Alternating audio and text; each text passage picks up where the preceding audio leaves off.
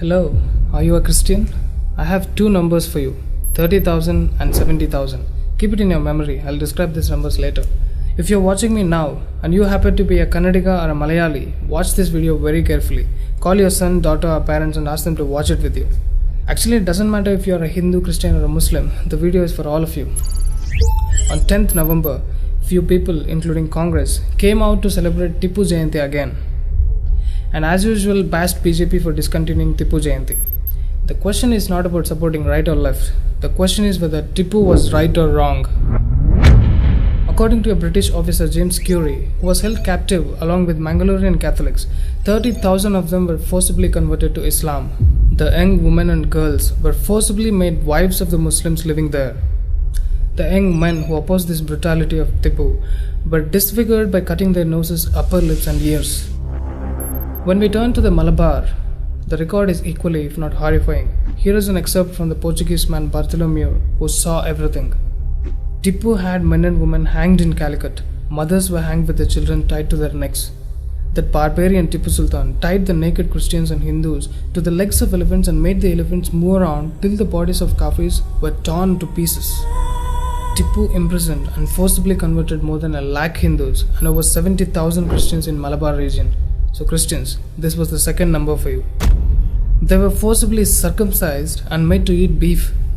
But now you will see Hindus from Kerala justifying it as their culture. You Hindus should be ashamed of yourself. You know why Tipu did that? Because he was an Islamic fanatic. According to him, whoever doesn't believe in Islam is an infidel or a kafir. So Christians and Hindus were kafirs for him. And according to Islam, whoever is a kafir should be killed. Exclusively in a torturous way, whichever horrible way their hatred finds expression. All the Tipu Sultan fans out there who are burning with anger on me because I'm saying this, here is the letter from Zaman Shah to the Afghanistani ruler in 1790s. He asked him to come to Bharat, invade the country and kill the Kafirs.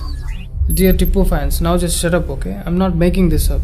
I'm erasing the crap that you idiots had made up, like Tipu helped Hindus, restored temples, etc. Tipu Jayanti. Bullshit. All his letters were written in Farsi language. I'm showing you the translated version. Do you know that before Tipu, official administrative records were written in Kannada and then translated to Marathi? But he enforced Farsi as an administrative language of Mysore state. If you are a practicing lawyer in Karnataka, you must be using these words like Kata, Amaldar and all these words.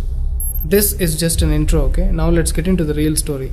Nowadays, you can see a different kind of hate politics against Brahmins and use of words like Brahmanical patriarchy.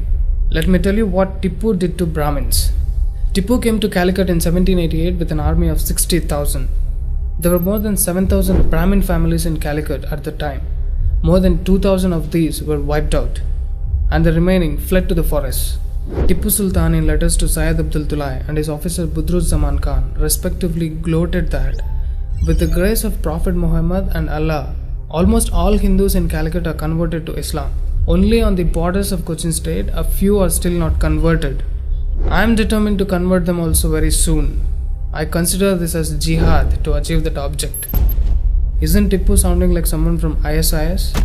He also said that he has achieved a great victory in Malabar over 4,00,000 Hindus who were converted to Islam. Francois Ripard was a French sailor who was helping Tipu to defeat Britishers. It was stated in his diary in Jan 14, 1799 that Ripard was disturbed by the view from his fort, where Brahmins were chopped daily and their followers were made to see it. You're right when you say women in India aren't safe. Let me tell you some history behind it. There were Mandhyam Iyengars who lived between Mandya and Srirangapatnam area, mainly in Melkote. On Diwali, when all the Mandhyam Iyengars were immersed in celebrations, Tipu's men entered Melkote and massacred at least 800 people, including women and children. Thus, Naraka Chaturdasi became a black day in the history of Mandhyam Iyengars, belonging to Bharadwaja Gotra. After the genocide of these Brahmins of Karnataka, their descendants till date haven't celebrated a single Diwali festival. But according to The Wire, Tipu is a warrior and a dreamer. Also, according to Benjamin Lewis Rice, Tipu was a Muslim fanatic, and by the time Tipu died, there were only 2 Hindu temples left standing within the Srirangapatnam fortress.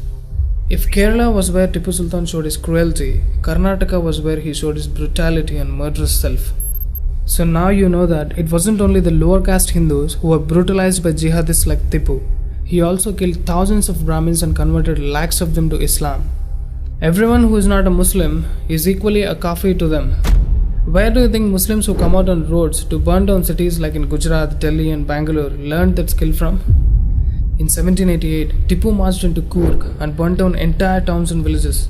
Mir Hussain Kirmani, who was Tipu's courtier cum biographer, described how they burnt down villages in Kushalpura, Talakaveri, Madikeri and other places. In a letter to the Nawab of Kurnool, Ranmast Khan, he described how he took 40,000 Coorgis as prisoners and forcibly converted them to Islam and incorporated them with Ahmadi corps. To Islamize Coorg, he transported about 7,000 Muslim families belonging to the Sheikh and Shahid sects to Coorg from elsewhere. Tipu will technically qualify the word devil. He was so cruel and maniacal that he ordered even the dead among the Coorgs were to be made Muslims. His brutality on Coorg went on from 1785 to 1790. During this period, Tipu destroyed more than 600 temples across Coorg. Because of Tipu's jihad, hundreds of temple priests fled to Mangalore along with their families. Worship came to a permanent halt in several temples. Some temples were covered with leaves in order to conceal their presence. The Malatiriki Bhagavati temple at Virajpet is an example of this. Equally, the renowned Omkareshwara temple in Madikeri was about to meet the same fate. The ruler at Madikeri panicked at the approach of Tipu, removed its tower and replaced it with a dome so that it looked like a mosque from afar. The temple continues to retain the same appearance till date. In his reign of Napoglu near Madikeri, Tipu destroyed the temples in the surrounding villages of Betu and Kolakeri. Remnants of Tipu Sultan's raid of Coorg survive even today. The forcibly converted Coorgis are today known as Kodava Maplas, Coorg Muslims, whose last family names are still Hindu. They usually have these surnames. The fact remains that Tipu Sultan was never really able to control the brave Coorgis, and he lost the battle 31 times there and killed the brave Kodava warriors by infidelity. So now we know the reality of this vile Islamist Tipu Sultan. Shameless Congress and left brainwashes youth with beautiful lies about such a person merely for appeasement purpose. In almost every year, Congress imposed Section 144 to celebrate Tipu Jayanti. Why do they have to impose such a law if the whole Karnataka wants to celebrate? The reality is no one wants to celebrate even the existence of this jihadi. Also, it is now clear that all the Muslims living in that area were in fact forcefully converted by Tipu, and they were previously mostly Hindus. He wasn't a freedom fighter as the left says. He fought not only against the Britishers but also against the Nizam, Zamorins of Kerala, also against Marathas. How is a freedom fighter then? He named Mysore to Nazarbad, Calicut to Islamabad, Sakleshpur to Manjarabad. He did all of that for religious and political reasons and to increase his own kingdom and not for the nation. Or else why would he kill lakhs of people for it in the name of jihad?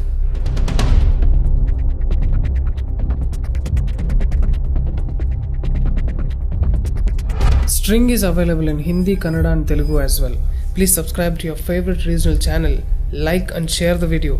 Please support us through Patreon and one-time payment options. See you again in the next video of String Reveals.